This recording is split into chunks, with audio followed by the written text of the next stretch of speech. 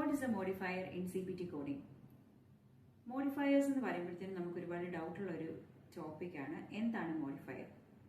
Modifiers are two-digit numbers which are added to the CPT code. ഈ two-digit number അല്ലെങ്കിൽ modifiers എന്ന് പറയുമ്പോഴത്തേനും it gives an extra information to our main CPT. നമ്മൾ ഈ modifier add ചെയ്യുന്നത് കൊണ്ട് നമ്മുടെ മെയിൻ CPTയിൽ ചേഞ്ചസ് ഒന്നും ഉണ്ടാകുന്നതില്ല.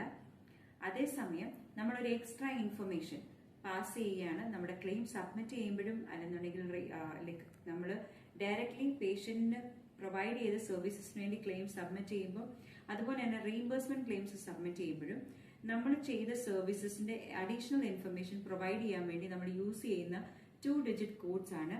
Additional to the CPTs or along with the CPTs നമ്മൾ യൂസ് ചെയ്യുന്ന two-digit കോഡ്സ് ആണ് മോഡിഫയേഴ്സ് എന്ന് പറയുന്നത്. നമ്മൾ ഈ മോഡിഫയേഴ്സ് യൂസ് ചെയ്യുന്നതിന്റെ reason എന്താണ് or why we are using this modifiers? To inform about any altered services, അതുപോലെ തന്നെ any extra informations like or like if multiple procedures are done for a patient, നമ്മൾ പെട്ടെന്ന് ഒരു decision എടുത്തു and multiple procedures are being done for the patient, any unusual situations, അതുപോലെ തന്നെ discontinued ആയിട്ടുള്ള procedure, നമ്മൾ പ്രൊസീജിയർ ഹാഫ് വേയിൽ അത് ചെയ്യാൻ പറ്റിയില്ല, സോ അത് കംപ്ലീറ്റ്ലി ബില്ലബിൾ അല്ലായിരുന്നു, നമ്മൾ ഹാഫ് വേയിൽ നമ്മൾ ഡിസ്കണ്ടിന്യൂ ചെയ്യേണ്ടി വന്നു.